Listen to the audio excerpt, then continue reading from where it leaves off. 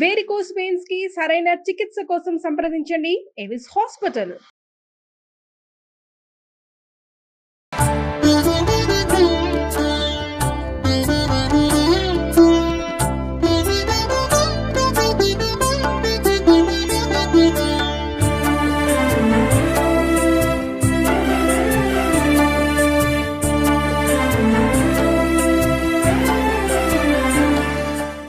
Suman TV ప్రేక్షకులందరికీ సంక్రాంతి శుభాకాంక్షలు. మనం నిన్నటి వీడియోలో భోగి రోజున ఏం చేయాలి, భోగి మంటలు ఏ విధంగా ఉండాలి, అలానే ఎలాంటి పూజా విధానం, బొమ్మల కలువు, ఇలాంటి అంశాలన్నిటి గురించి మాట్లాడుకున్నాం కదా. ఇంక ఈరోజు మనం పండగ రోజుకి వచ్చేసాం. సో సంక్రాంతి రోజు ఏ విధమైన విధి విధానాలు అనుసరించాలి, ఈరోజు ప్రత్యేకంగా చేయాల్సిన పనులేంటి, ఈ విషయాలన్నీ మనం రమ్మగారిని అడిగి తెలుసుకుందాం. రమ్మగారేమో చాలా సీరియస్గా అరిసెలు చేసేస్తూ ఉన్నారు. నమస్తే రమ్మగారు. అరిసెలు ఒత్తేసుకుంటున్నారు రమ్మగారు. అదే అదే అదే రమ్మగారు చెప్పలేకుండా ఉంటాను, మిగిలిన చెప్పేసేయండి చాలు రమ్మగారు. నాకు సుమన్ టీవీ ప్రేక్షకులందరికీ సంక్రాంతి శుభాకాంక్షలు అండి. చెప్పండి రమ్మగారు, సంక్రాంతికి వచ్చేసాం. అరిసెలు చేసుకోండి మొదట. అదే అరిసెలు చేసుకోండి, తినేసేయండి. నిన్న మనం భోగి గురించి మాట్లాడుకున్నామండి. అవును. సో ఈ రోజు పండుగ రోజు సంక్రాంతి ఉదయం నుంచి మనం ఎలాంటి విధి విధానాలు అనుసరించాలి? అసలు ముందు రోజు తలంటి పోసుకున్నాం కాబట్టి ఇవాళ తలంట్లు పోసుకోవాల్సిన పని లేదు. పొద్దున్నే లేవండి. ఇవాళకి నిన్న భోగి పంట కోసం పొద్దున్నే లేచాం, ఇవాళ లేవక్కర్లేదని మానేయకుండా పండగ రోజు కూడా పొద్దున్నే లేచిన తర్వాత ప్రధానమైనది ఏంటంటే స్నానపానాదులు అయ్యాక కూష్మాండ దానం చేస్తారు సంక్రాంతి రోజుల్లో. అంటే ఇది కుదరాలి కదా. కూష్మాండం అంటే గుమ్మడికాయ దానం తీసుకోవడానికి ఎవరైనా రావాలి, మనం ఎవరికైనా ఇవ్వాలి, ఏం చేయాలి, ఇలాంటి బోల్డన్ ఆలోచనలు వస్తాయి. దానం చేయాలన్న ఉద్దేశం కలిగి ఉండండి. కూష్మాండం కాకపోతే ఇంకొకటి. కుష్మాండ దానం ఎందుకు చేస్తారంటే భూదానం చేసినంత ఫలితం వస్తుంది. చుట్టుపక్కల ఎక్కడైనా గోవులు ఉంటే గోవులకి ఏదైనా తినిపించటం, తర్వాత ఎవరికైనా దానం చేయటం. అంటే మనం అరిసెలో అప్పచ్చలో ఏదో చేసుకుంటాం కదా పండగ రోజు కాకపోతే ముందు రోజు. అవునమ్మా. అవి వాటినైనా ఎవరికైనా ఇవ్వడం. పిండి వంటని బయటికి ఇవ్వడం అన్నమాట, మన ఇంట్లో చేసుకున్నది. అంటే ఆహార సమర్పణం ప్రధానమైంది. పండగ రోజు పొంగల్ చేసుకుంటాం. అంటే మన దగ్గర కొంచెం తెలుగునాట తక్కువ. 2 రాష్ట్రాల్లోనూ పండగ రోజున పొంగల్ చేసుకునే విధానం లేదు. తమిళనాడు అక్కడైతే వాళ్ళు పొంగల్ వండుతారు కదా, దానికి వాళ్ళు ఇంకా పొంగల్ పేరు పెట్టేశారండి. మనం కూడా చేసుకుంటాం. మనం ఏం చేస్తామంటే చక్కెర పొంగల్ చేసుకుంటాం సాధారణంగా. ఇప్పుడు గోదా కళ్యాణం చేసి ఉంటారు నిన్న గానీ ఇవాళ గానీ. కొన్నిసార్లు పండగ రోజున కూడా గోదా కళ్యాణం అవుతుంది కదా. ఈ గోదా కళ్యాణం ఎక్కడైనా దేవాలయాల్లో ఉంటే దేవాలయ దర్శనం పండగ నాడు విధిగా చేయాలి. మనం ఎప్పుడూ చెప్పుకునేటట్టుగానే ఈ పండుగ రోజున పోట్లాడుకోవద్దు, వాదనలకు దిగద్దు, గొడవలకి వాటికి వెళ్ళకండి సాధ్యమైనంత. అంటే ఇందులో అత్త కోడళ్ళు, మామ అల్లుళ్ళు, తోడుకోడళ్ళు, అమ్మ కొడుకులు, అమ్మకు అందరూ టోటల్ కుటుంబ సభ్యులు. అంటే బయట వాళ్ళతో పోట్లాడకూడదు, ఇంట్లో వాళ్ళతో పోట్లాడదు, ఇంట్లో వాళ్ళతోటి కూడా పోట్లాడద్దు. ఇప్పుడు పండగ అనేది మన ఈ రోజు కొత్తదనానికి నాంది. ప్రతి పండుగను సంవత్సరం మన 31st నాంది అనుకున్నాం మనం, జనవరి 1 కదా. అట్లా ఈ పండగ ఏంటంటే కొత్త జీవితానికి నాంది. ఇవాళ ఎలా మొదలెడతామో సంవత్సరం అంతా అట్లా గడుస్తుందని నమ్మాలి మనం. ఈ పాజిటివ్ థింకింగ్ తోటి కనుక వెళ్ళామనుకో, అప్పుడు పండగ నాడు చక్కగా పప్పలు బాగా వండుకున్నాము, హాయిగా తిన్నాము, పోట్లాడుకోకుండా ప్రశాంతంగా ఉన్నాం. మన ఇంట్లో నుంచి ఎవరికైనా ఏదైనా ఇచ్చాము అంటే ఇవ్వగలిగే స్థితిలో మనం ఉండడం అన్నమాట. ఇవ్వటం ఎలా ఇస్తాము? మన దగ్గర ఉంటే కాదు, అంతేగా ఉండాలా, ముందు ఆ పరిస్థితి మనకు ఉండాలి. మనకి ఉండాలన్న దృక్పథంతో ఇస్తాం. మనం ఇచ్చిన కొద్దీ వస్తుంది సంపద. ఎప్పుడు కూడా ఇచ్చిన కొద్దీ వస్తుంది. అంటే పారేస్తే రాదండి, మళ్ళీ ఇవ్వడం అని ప్రత్యేకంగా చెప్తాం. మన ఇంట్లో నుంచి బయటకు వెళ్తాం అంటే రోడ్డు మీదకి వెళ్ళటం కాదు, ఇంకొకటి పొట్టలోకి వెళ్తాం, ఇంకొకటి జేబులోకి వెళ్తాం, ఇంకో ఇంట్లోకి వెళ్తాం. ఇది నియమంగా పెట్టుకోవాలి. ఈ నియమంతో కనుక చక్కగా సంక్రాంతి పండుగ చేసుకుంటే బ్రహ్మాండంగా ఉంటుంది. అరిసెలు వండుకోవటం మనం ఏదో ఇక్కడ అవకాశం దొరికింది కాబట్టి మన కోసం ఈ ధర్మపురి క్షేత్రంలో మన సత్యవాన్ అమ్మగారు అన్ని ఏర్పాట్లు చేశారు. పాపం వీళ్ళంతా ఉదయం నుంచి మన కోసం వెయిట్ చేస్తూ మనతో పాటు కూర్చున్నారు. వీళ్ళందరికీ ఈ సందర్భంగా థ్యాంక్స్ చెప్దాం. సంక్రమణం నాడే మనం ఈ ఉత్తర పండగ చేసుకుంటాం. మామూలుగా ప్రతి సంవత్సరం 14, 15, 16 వస్తాయి. అవునండి, పండగ రోజులు. అవును. ఈ సంవత్సరం 13, 14, 15 వచ్చింది. అంటే 14వ తారీఖు ఒక డే కొంచెం ముందు అటు ఇటుగా అవుతుంది. కానీ సంక్రమణం సూర్యుడు మకర సంక్రమణం చెందటం. ఎందులో నుంచి ధనుస్సులో నుంచి ధనుస్సు సంక్రమణం అయింది, ఇప్పుడు మకరం నుంచి సంక్రమణం చెందటం. ఈ మకర సంక్రమణం జరిగేటప్పుడు ఏమవుతుందంటే సూర్యుడు ఉత్తమ గతిలోకి వస్తాడు. ఇక్కడి నుంచి ఆరోగ్యవంతమైన పరిస్థితులు వస్తాయి. ఎండ పెరుగుతుంది, పంట వచ్చేందుకు అవకాశం వస్తుంది. ఇప్పుడు ఎండ వస్తేనే కదా మనకి పచ్చదనం. నిన్నటి దాకా మంచులో కూరుకుపోయి ఉంటాయి, మొత్తం ప్రకృతి అంతా మంచులోనే ఉంటుంది. సూర్యుడు తేజరిల్లడానికి అవకాశం అన్నమాట. సో ఆ సూర్యుడికి సిగ్నిఫికెన్సే అరిసెలు వండుకోవటం. పైగా దీన్ని ఏం చేస్తారు, కొత్త ధాన్యంతో వండుతారు. కొత్త బియ్యం వడ్లు వస్తానే ఆ వడ్లను దంచి ముందు ధాన్యం తీస్తారు. ఆ కొత్త వడ్లను దంచితే మనకేమవుతుందంటే కొత్త బియ్యపు అరిసె బాగా కుదురుతుంది. బియ్యం పాత పడితే అరిసెలు బాగా రావు. ఏమో అవునండి. కానీ పండుగ అంటే ఒకలాంటి ఉత్సాహం అనిపిస్తుంది కదా రమ్మగారు. నార్మల్ రోజుల కన్నా ఎప్పుడు పండుగ వస్తుంది, మేము కూడా మా చిన్నప్పుడు కూడా సంక్రాంతికి ఒక నెల ముందు నుంచే ఇంకొక 2 రోజులు, ఇంకొక 3 రోజులు, ఇంకొక 4 రోజులు అలా లెక్క పెట్టుకునేవాళ్ళం. నిజంగా అసలు అలాంటి వాతావరణం ఇప్పుడున్న పిల్లలు మిస్ అవుతున్నారేమో కొంత అనిపిస్తా ఉంది నాకు. మీరేమంటారు? అంటే ప్రస్తుతం ఉన్న పరిస్థితిని వదిలేద్దాం, ఇదంటే మనకు గత సంవత్సరం నుంచి ఉంది.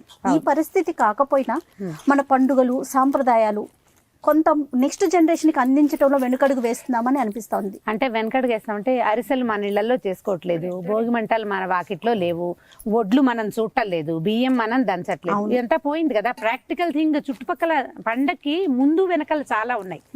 ముందు వెనకలు పోయి కేవలం ఒక రోజే చేసుకుంటున్నాం. కొత్త బట్టలు కొనుక్కోవటం ఒకటే ఇప్పటి పండగ అంతే. మీరు మాల్స్ చూడండి, షాపింగ్ మాల్స్, బట్టల షాపులు పిచ్చెక్కిపోతూ ఉంటారు. అది తప్ప ఇంకొకటి తెలియపోవడానికి కారణం ఏంటంటే మనం పల్లెటూళ్ళని వదిలిపెట్టడం. తర్వాత బంధువులు రావటం కూడా రమ్మగారు ఎంత తగ్గిపోయిందండి. ఎప్పుడు అనిపిస్తా ఉంటుంది. జనం తగ్గిపోలేదా జయ? కుటుంబాల్లో జనం తగ్గిపోయారు, ఇద్దరు అయ్యారు, కొన్ని చోట్ల ఒక్కొక్కళ్ళు అయ్యారు. ఈ ఒకళ్ళు వెళ్ళి ఇంకెక్కడికి వెళ్తారు? వాళ్ళే ఒకరు కదా, ఇంకెక్కడికి వెళ్తారు? అది ఇబ్బంది. ఇప్పుడు ఏమవుతుంది, మనం సోషల్ మీడియాలో బాగా కనపడుతుంది పండగ సందడి. అక్కడి నుంచి చూడు టీవీలలో సంక్రాంతి పండగ అంటే ఇంకా మామూలుగా ఉండదు, అందరు కార్యక్రమాలు జరుగుతాయి. పల్లెల్లోకి కనుక వెళ్తే అంటే మూలాల్లోకి పండగ రోజే మనకి చూడు ట్రాఫిక్ బాగా టైట్ అయిపోతుంది. ఒక 3-4 రోజులు ముందెళ్ళండి, ఈ సంవత్సరం మనకు సాగలేదు, వచ్చే సంవత్సరం కుదురుతుంది కదా. పండగ సెలవులు ఇవ్వగానంటే జనవరి 8-9 తారీఖుల్లోనే వెళ్ళిపోతాయి. పిల్లలు గొబ్బిళ్ళు చూస్తారు, హరిదాసుని చూస్తారు, గంగిరెద్దుని చూస్తారు, బియ్యం దంచడం కూడా చూస్తారు. అంటే ఇక్కడ ఇంకొక విషయం ఉంది రమ్మగారు, పల్లెటూళ్ళతో ఆ అవినాభావ సంబంధాన్ని కంటిన్యూ చేయగలిగి ఉండాలి. పల్లెటూళ్ళలో మన వాళ్ళు, మన గ్రామాల్లో, మన సొంత ఊర్లో మన వాళ్ళు అంటూ ఉండాలి. లేకపోయేసరికి ఏమవుతోంది, ఇప్పుడు మన కుటుంబ సభ్యులు ఉంటే సంతోషం, లేకపోయేసరికి ఇంకా ఆ ఊరితో ఉన్న సంబంధం తెగిపోతా ఉంది కదా. ఎలా అంటే మనం మూలాలతో సంబంధాన్ని పెంచుకోవటం అనేది కుటుంబంతో కాదమ్మా, అది నేలతోటి ఉంచుకోవాలి. ఖచ్చితంగా ఈ ఊరు మనది, అది మన అమ్మ నాన్న లేరు, మన తాత బామ్మ, ఎవరికి తాత బామ్మలు ఉండరు, మనకి ఎక్కడ ఉంటారు? ఉండకపోతే ఊరు మందే కదా. అది మన మట్టి, మనం ఎక్కడి నుంచి పుట్టాం, మన ఆరిజిన్ ఏది అన్న భావంతో ఉంటే అక్కడ ఉన్న వాళ్ళతో డెవలప్ చేసుకుంటాం. నీకు ఆ ఉద్దేశం ఉండాలి కదా. అది నేను అనేది ప్రధానమైనది ఉద్దేశం ఉండాలి. ఇప్పుడు చూడు, నీళ్ళల్లో మొక్కలు పెంచుతున్నాం, ఇప్పుడు హైడ్రోఫోనిక్స్ అంటారు.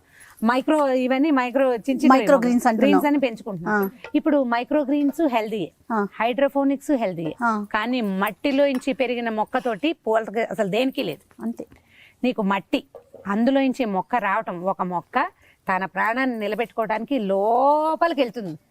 చింత చెట్టు ఊరు మొదట ఉంటుందా, దాని వేరు ఊరు మధ్యలో ఉంటుంది. లోపలికి వెళ్ళి లోపలున్న అన్ని బయటకు తీసుకొస్తుంది కదా. చెట్లని ఆదర్శంగా తీసుకోవాలమ్మా. ఈ చింత చెట్టు పెట్టిన వాడెవడో ఉండడు, కానీ అది వెళ్తుంది కదా, ఖచ్చితంగా వెళ్తుందా? అలాగే మనం కూడా మన మూలాలు వెతకండి. మీదే ఊరో తెలుసుకోండి, అక్కడ ఉన్న కజిన్స్ ని పరిచయం చేసుకోండి. నేను ఇక్కడ ఉండే ఫలానా వాళ్ళ అబ్బాయినో అమ్మాయినో లేకపోతే మునిమనవరాలని చెప్పండి. ఇప్పుడు నేను మా ఊరెడితే నేను చిట్టుగూడూరనే చెప్తాను. మా తాత లేరు, నాన్న లేరు, అయినా మా చిట్టుగూడూరేగా. కాకడా పోతుందా? ఇప్పుడు మా పిల్లల్ని అడిగితే అమ్మమ్మ గారిది చిట్టుగూడూరు, ఊరు పేరు ఎలా మారుతుంది? పేరు మారదు కదా. మన మూలాలతోటి సంబంధం పెట్టుకోండి, అలవాటు చేసుకోండి, అక్కడికి వెళ్తాం. అప్పుడు మనం పిల్లల్ని బేసిక్స్ నుంచి చూపించగలుగుతాం. పండగ అంటే బట్టలు కొనుక్కోవటం కాదు, ప్రాక్టికల్ గా. సంక్రాంతి పండగకి ఒక రైతు ఇంత పని చేస్తే, ఇంత కష్టపడితే అనేది తెలుసుకుంటారు మొదట. తర్వాత ఏ పని చేస్తే వస్తువు యొక్క విలువ తెలుస్తుంది కదండి, విలువ తెలుస్తుంది. ప్రధానంగా పండక్కి చేయవలసింది ఏమిటి? దానం, చక్కగా మృష్టాన్న భోజనం, నలుగురితోటి కలిసి ఉండటం, సోషలైజ్డ్ గా ఉండటమే పండగల ముఖ్యోద్దేశం. అంతే. సంక్రాంతి పండగ ముఖ్యమైనది. అది అయితే ఏంటంటే సంక్రమణం జరుగుతుంది కాబట్టి ఇప్పుడు పితరులకి తర్పణాలు విడిచేవాళ్ళు, పెద్దలకి పెట్టుకునేవాళ్ళు. ఉత్తరాయణ పుణ్యకాలంలో దానం చేయటం ఎంత ముఖ్యమో పెద్దవాళ్ళకి పెట్టుకోవడం. అంటే మన తాత తండ్రులని తలుచుకుని వాళ్ళకి, అంటే మరణించిన తిథులు అవి మనకు తెలిసినా తెలియకపోయినా, దీంట్లో కుల విచక్షణ లేదు, వీళ్ళే వాళ్ళే అనేం లేదు. ఎవరైనా సరే 2 అరిటాకుల మీద మనం ఇంట్లో చేసిన పదార్థాలన్నీ పెట్టి బట్టలు పెట్టి పెద్దవాళ్ళని తలుచుకుని అమ్మని నాన్నని తాతని అట్లా మగవాళ్ళైనా ఆడవాళ్ళు ఎవరైనా సరే పెద్దల్ని తలుచుకుని దాన్ని అంటే ఈ విస్తరిని ఆ బట్టలని కూడా దానం చేయటం.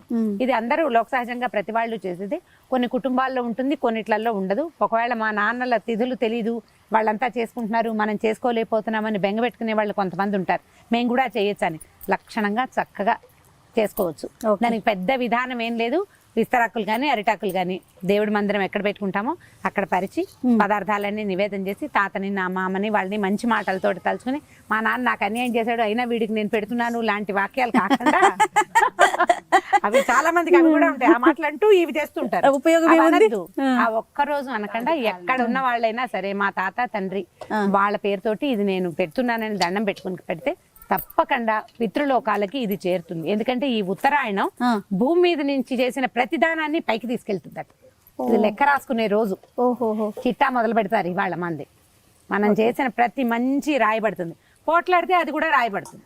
సో గుర్తుంచుకోవాలి, అధర్మాలు చేయకూడదు. కేవలము ధర్మబద్ధమైన ప్రవర్తన మంచిది, నలుగురు మెచ్చేది, జనానికి నచ్చేది, మనకి అబ్బా సాటిస్ఫాక్షన్ ఇవాళ బాగా చేసాం మనం అని అనిపించేది. అట్లా ఏదైనా చేయొచ్చు. మాకైతే మా ఊర్లో రమ్మగారు తిరునాళ్ళు చేస్తారండి. అంకమ్మ తల్లి తిరునాళ్ళు అని చెప్పేసి గ్రామ దేవతలు ఉన్నారు. ఈ వారం రోజులు అమ్మవారికి తిరునాళ్ళు చేసి అసలు అంగరంగ వైభవంగా పూజ చేస్తారు. అంటే అది ఊరి దేశాచారాన్ని బట్టి కదా, ఆ ఊళ్ళో గ్రామ ఆచారాన్ని బట్టి, అక్కడున్న ఆచారం అక్కడున్న విధానాన్ని బట్టి గ్రామ దేవతలకు ప్రత్యేకమైన పూజలు, మొక్కులు ఉంటే చెల్లించుకోవటం అలాంటి కార్యక్రమాలు చేస్తారు మాకు. అవును. అంటే ఇప్పుడు మామూలుగా పెద్ద విష్ణువాలయాల్లో వాటిల్లో ఇది చేస్తారు కదా, గోదా కళ్యాణాలు. అవును, గోదా కళ్యాణం చేస్తే గోదా కళ్యాణం చేసుకోగలిగామా మంచిది, లేకపోతే ఒట్టిగా దేవాలయానికి ఇంకేమైనా ప్రత్యేకమైన నియమాలు పాటించాలి అలా ఏమన్నా ఉందా రమ్మగారు? పండుగ రోజు అనుసరించాల్సిన విధానాల్లో పూజా విధానం కానీ మన మన మన సంప్రదాయం ప్రకారం ముందుకు వెళ్ళటమేనా? బొమ్మలు పెట్టుకుంటాం, బొమ్మలకి హారతి ఇవ్వటం, తాంబూలాలు ఇవ్వటం. ఎవరికైనా అంటే ఇప్పుడు మన దగ్గర ఇట్లా చేస్తామా, ఉత్తరాంధ్రలో ఏం చేస్తారంటే పసుపు కుంకం దారి పోసుకోవటం అంటారు. బడి పసుపు కుంకం పళ్ళెల్లో పోసి ఖర్జూరాలు ఇవి ఎలా అంటే కప్పుల్లో పోసి అట్లా ఇవ్వరు. ఒక పళ్ళెంలో పసుపు కుంకం కుప్పలు పోస్తారనమాట, ఒక గుప్పెడు. అలాగే జరుపుతారు మన ఊళ్ళోకి. మన ఊళ్ళో కూడా ఓ పళ్ళెం పెట్టి చీరంతా అయిపోకుండా ఈ పళ్ళెంతో ధార పోయటం అంటారు దాన్ని. మామూలుగా తాంబూలం మీద ఓ చిన్న పసుపు కుంకుమ పొట్లాలు పెట్టకుండా ఇట్లా అసలు కనపడుతుంది అనమాట పసుపు కుంకుమ. అది కూడా చాలా మంచి పద్ధతి. ఉత్తరాంధ్రలో ఎక్కువగా చేస్తారు. నేను సంవత్సరం వైజాగ్ లో ఉన్నాను, అప్పుడు నాకు ఇచ్చారు ఒకరు. తర్వాత నేను కనుక్కున్నాను అనమాట, ఏంటంటే అందరూ చేసుకుంటారు తాంబూలంతో పాటు తాంబూలం ఇచ్చి దాంతో పాటు ఖర్జూరాలు పళ్ళు, ఖర్జూర పళ్ళు, పసుపు కుంకుమ ధార పోసుకోవటం. పెళ్ళైన ప్రతి ముత్తైదువతోటి చేయిస్తారు. చిన్నపిల్లలు మా ఊళ్ళలో ఏం చేస్తామంటే 5 ఏళ్ళు నిండిన పిల్లతోటి గౌరీదేవిని పెట్టిస్తాం.